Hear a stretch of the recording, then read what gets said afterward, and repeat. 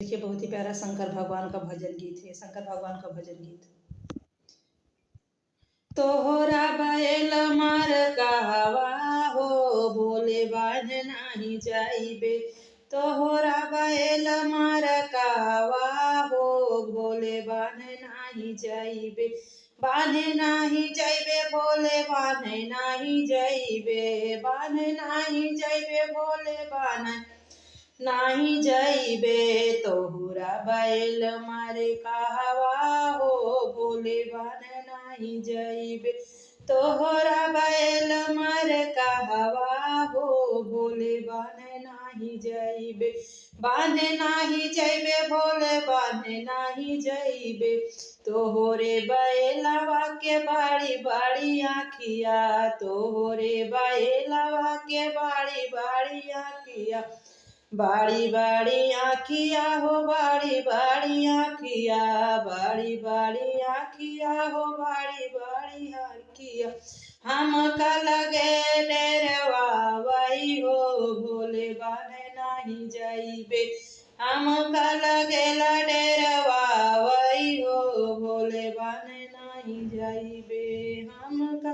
हमका लागे डेरवा वही भोले बैल मार कहवा हो भोले बाने नाही जाइबे। भोले के बैल मारे कहवा हो भोले बाने नाही जाइबे। भोले के बैल मारे कहवा हो भोले बाने नाही जाइबे। वही रे बैलवा के बाड़ी बाड़ी सिंघिया। वही रे बैलवा के बाड़ी बाड़ी सिंघिया। बाड़ी बाड़ी सिंघिया हो बाड़ी बाड़ी सिंघिया। बाड़ी बाड़ी सिंघिया हो बाड़ी बाड़ी सिंघिया। बैलवा हमें कझाऊ करई हो भोले बाने नाही जाइबे। हमारा के बैल झाऊ करई हो भोले बाने नाही जाइबे। भोले का बैल मार कहवा हो भोले बाने नाही जाइबे। भोले के बैल मार कहवा हो भोले बाने नाही जाइबे। भोले के बैल मार कहवा हो भोले बाने नाही जाइबे। बाने नाही जाइबे हो बाने नाही जाइबे। बाने नाही जाइबे हो बाने नाही जाइबे।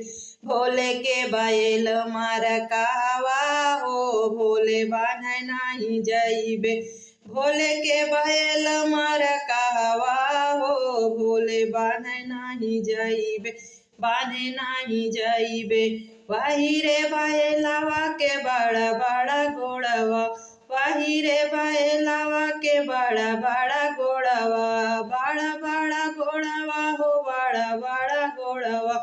बड़ा बड़ा गोड़वा हो बड़ा बड़ा गोड़वा।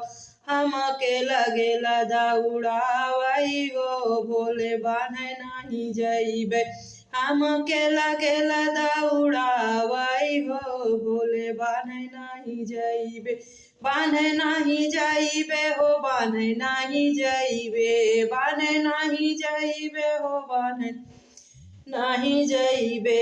भोले के बैल मार कहवा हो भोले बाने नाही जाइबे।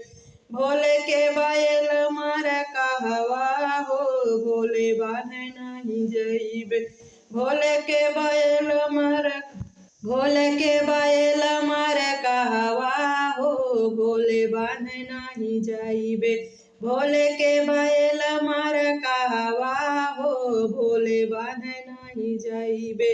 वही रे बैलवा के बड़ी बड़ी सिंघिया। वही रे बैलवा के बड़ी बड़ी सिंघिया। हमके बैल डेरवा वही हो भोले बाने नाही जाइबे। हमके बैल डेरवा वही हो भोले बाने नाही जाइबे। भोले का बैल मार कहवा हो भोले बाने नाही जाइबे। बाने नाही जाइबे भोले बाने नाही जाइबे। बाने नाही जाइबे भोले बाने नाही जाइबे। शंकर भगवान का गीत है भजन।